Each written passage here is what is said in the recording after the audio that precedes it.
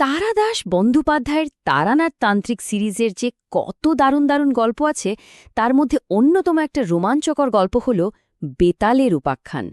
তো চলুন আজ আমরা এই অসাধারণ গল্পটার একেবারে গভীরে ঢুকে দেখি তন্ত্রের জগতে আলো আর অন্ধকারের লড়াইটা ঠিক কেমন হতে পারে। গল্পের শুরুতেই তারানাথ তান্ত্রিকের এই কথাটা থেকেই কেমন যেন একটা অজানা ভয় আর রহস্যের আবহাওয়া তৈরি হয়ে যায়। আচ্ছা, ঠিক কী এমন ঘটতে চলেছিল যা তারানাথের মতো একজন পোড়খাওয়া তান্ত্রিককেও এতটা বিচলিত করে তুলেছিল? গল্পের শুরুটা হচ্ছে এক ভ্রমণের মধ্যে দিয়ে। তারানাথ তান্ত্রিক তার সঙ্গী কিশোরীকে নিয়ে একটা গ্রামে এসে উঠেছেন, আর সেখানেই তাদের দেখা হয় এক সাধুর সাথে, যার উপস্থিতিটা একই সাথে বেশ শক্তিশালী আবার কেমন যেন অস্বস্তিকরও। প্রথম দেখাতেই তারানাথের মতো অভিজ্ঞ তান্ত্রিকের মনে একটা খটকা লাগে। তিনি বেশ বুঝতে পারছিলেন যে এই সাধুর মধ্যে অসাধারণ আধ্যাত্মিক শক্তি রয়েছে, কিন্তু সেই শক্তির উৎসটা যেন ঠিক শুদ্ধ নয়, বরং বেশ অন্ধকারাচ্ছন্ন। এখানেই কিন্তু তন্ত্রের একটা বড় দিক উঠে আসে। শক্তি নিজে ভালো বা মন্দ কিছুই নয়, যে ব্যবহার করছে সেইটাকে রূপ দেয়। তারানাথের সন্দেহগুলো কিন্তু আস্তে আস্তে আরও বাড়তে লাগল। মানে সাধুটার মধ্যে প্রচুর ক্ষমতা আছে সেটা বোঝা যাচ্ছে, কিন্তু তার তাকানোর ভঙ্গিটা কেমন যেন অস্বস্তিকর, একটা শিকারীর মতো। যখনই ওকে জিজ্ঞেস করা হচ্ছে কি মতলব আপনার, সে সোজা উত্তরটা এড়িয়ে যাচ্ছে। আর সবচেয়ে অদ্ভুত ব্যাপার, মাধব নামের এক সাধারণ লোকের ওপর তার এত নজর কেন? সব মিলিয়ে একটা অশুভ কিছুর গন্ধ কিন্তু পাওয়া যাচ্ছিল। তারানাথের ষষ্ঠ ইন্দ্রিয় একদম ভুল ছিল না। তার খোঁজ খবর আর পর্যবেক্ষণ খুব তাড়াতাড়ি তার সবচেয়ে বড় আশঙ্কাটাকেই সত্যি বলে প্রমাণ করে দিল। আর এখানেই গল্পের মোড়টা একেবারে ঘুরে যায়।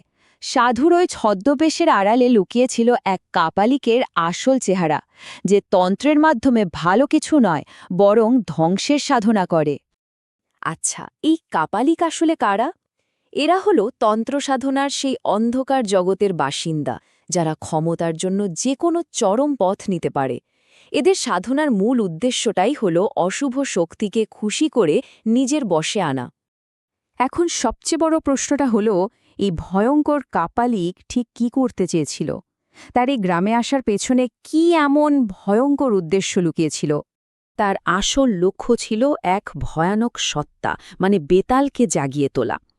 কাপালিক চেয়েছিল একটা নিষিদ্ধ পূজার মাধ্যমে বেতালকে ডেকে এনে তাকে নিজের দাসে পরিণত করতে, আর যার মাধ্যমে সে অসীম ক্ষমতার মালিক হয়ে উঠবে।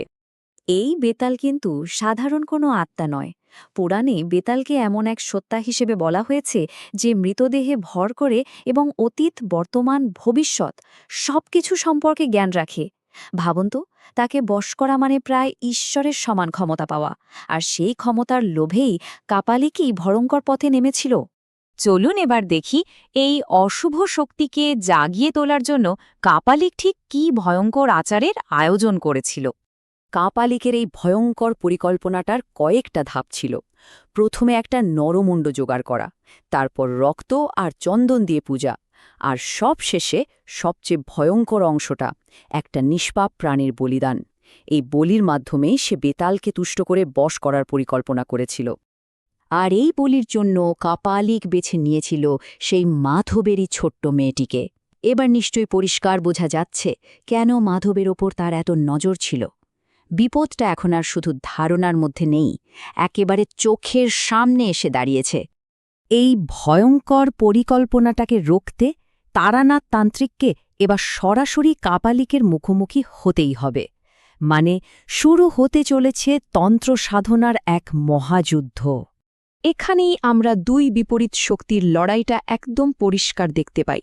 একদিকে আছেন তারানাথ, যিনি তার জ্ঞান দিয়ে মানুষকে রক্ষা করেন, আর অন্যদিকে সেই কাপালিক, যে ক্ষমতার লোভে মানুষের জীবন নিতেও একটুও দ্বিধা করে না।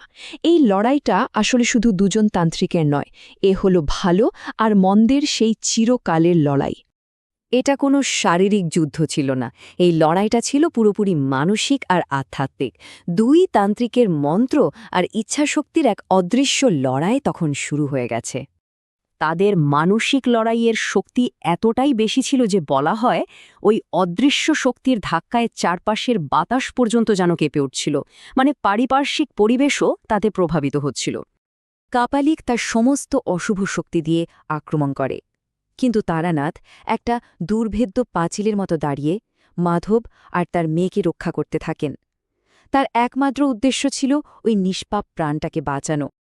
এই ভালো আর মন্দের লড়াইয়ে শেষ পর্যন্ত কার জয় হল, চলুন এই মহাযুদ্ধের শেষটা এবার দেখে নেওয়া যাক। একেবারে শেষ মুহূর্তে তারানাথ তার সমস্ত জ্ঞান আর শক্তি এক জায়গায় করে এমন এক শক্তিশালী মন্ত্র প্রয়োগ করেন যা কাপালিকের অশুভ পূজার বেদিকে এক ঝটকায় ভেঙে খান খান করে দেয়। আর তার ফল, পূজা ভেঙে গেল, সেই অন্ধকার শক্তি কর্পূরের মতো উবে গেল, আর কাপালিকের সব ক্ষমতা শেষ হয়ে গেল। মাধব আর তার মেয়ে প্রাণে বেঁচে গেল। আর পরদিন সকালে নিজের অশুভ কর্মের ফল হিসেবেই কাপালিকের নিথর দেহটা খুঁজে পাওয়া গেল। আর এভাবেই একটা ভয়ঙ্কর রাতের অবসান হল। অশুভ শক্তি পরাজিত হল ঠিকই, কিন্তু সেই রাতের আতঙ্ক আর তার স্মৃতি মাধব এবং তারানাথের মনে চিরদিনের জন্য একটা দাগ কেটে দিয়ে গেল। কারণ অশুভের মুখোমুখি হওয়ার অভিজ্ঞতা তো সহজে ভোলার নয়। গল্পটা শেষ হলেও একটা গভীর প্রশ্ন কিন্তু আমাদের ভাবায়। দেখুন, তারানাথ আর ওই কাপালিক দুজনেরই তো শক্তির উৎস সেই তন্ত্রশাস্ত্রই, কিন্তু একজন হয়ে উঠলেন রক্ষক আর অন্যজন ভক্ষক। তাহলে তন্ত্র সাধনার মাধ্যমে পাওয়া এই প্রচণ্ড শক্তি কখন আশীর্বাদ আর কখন অভিশাপ হয়ে দাঁড়ায়? ক্ষমতা আর নৈতিকতার এই যে লড়াই, এই প্রশ্নটাই আপনাদের জন্য ভাবার রইল।